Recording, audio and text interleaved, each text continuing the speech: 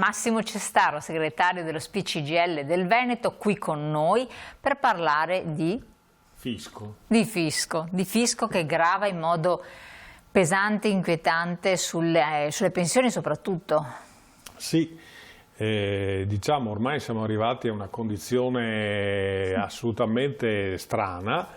e curiosa, ma contemporaneamente grave, per cui sulla base dei dati che sono in nostro possesso, ma che sono ormai di dominio pubblico,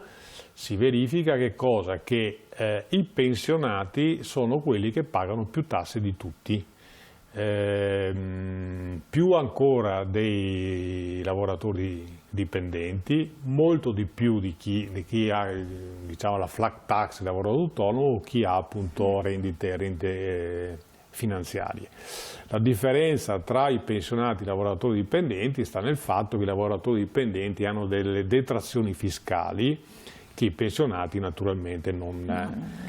hanno, però è una differenza importante ed è una cosa francamente diciamo incomprensibile il fatto che appunto ci sono i pensionati che normalmente sono la fascia anche più debole della popolazione siano quelli che pagano più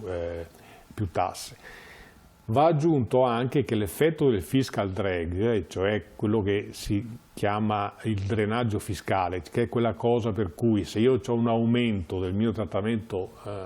pensionistico, questo aumento viene in parte, e spesso in parte significativa, erosa dal fatto che quell'aumento ricade sul sistema fiscale e quindi una parte di quell'aumento finisce in tasse. Si chiama fiscal drag, drenaggio fiscale, ed è da un sacco di tempo che chiediamo che ci sia una sorta di restituzione di questo fiscal drag,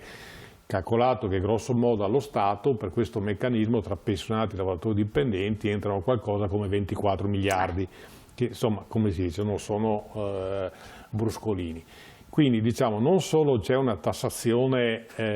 pesante che riguarda prevalentemente i pensionati e i lavoratori dipendenti, è il caso di risottolineare che pensionati e lavoratori dipendenti contribuiscono a circa l'85% delle entrate fiscali e che il dato dell'evasione fiscale continua a essere ancora troppo elevato. Siamo ben oltre i 100 miliardi all'anno di evasione fiscale e quindi è chiaro che questa cosa sta diventando sempre più insostenibile, cioè non è possibile che i soliti noti paghino diciamo quasi la generalità delle tasse, sapendo che gli altri che fruiscono gli stessi servizi li fruiscono perché ci sono io che pago le tasse. Chiaro, grazie mille, grazie segretario di aver fatto chiarezza e mi raccomando rivolgetevi alle sedi SPCGIL presenti su tutto il territorio, fatevi controllare la pensione, basta andare col codice fiscale e si è a posto. Certo. Grazie ancora, buon proseguimento e noi ci vediamo presto.